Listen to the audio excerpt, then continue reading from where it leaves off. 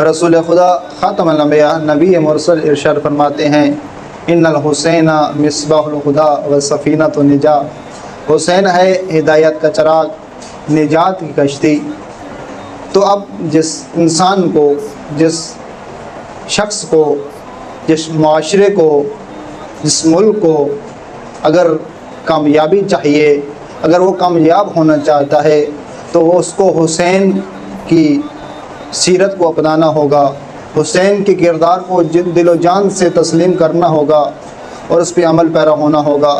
حسین کو اپنا پیشوا، اپنا رہبر تسلیم کرنا ہوگا، اور جس کو آخرت میں نجات چاہیے اس کو بھی حسین کی کشتی میں سوار ہونا ہوگا، کیونکہ رسول خدا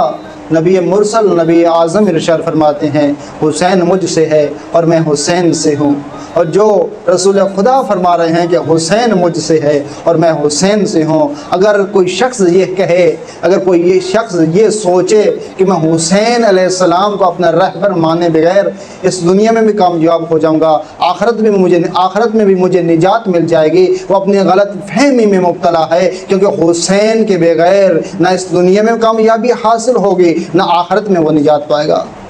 تو اس لیے ایک مرتبہ رسول خدا خاتم الانبیاء کی گود میں حسنین شریفین بیٹھے ہیں، رسول خدا دعا مانگ رہے ہیں، اے پروردگارا میں بھی حسین سے محبت کرتا ہوں، تو بھی میرے حسین سے محبت کر، اور جو میرے حسین سے محبت کرے تو ان سے بھی محبت کر۔ یعنی رسول خدا یہ کہہ رہے ہیں جو میرے حسین سے محبت کرے تو پروردگارا ان سے محبت کر۔ ایک اور جگہ پر رسول خدا خاتم الانبیاء ارشاد فرماتے ہیں کہ اے پروردگارا میں بھی حسین کو دوست رکھتا ہوں، تو بھی حسین کو دوست رکھ، اور جو میرے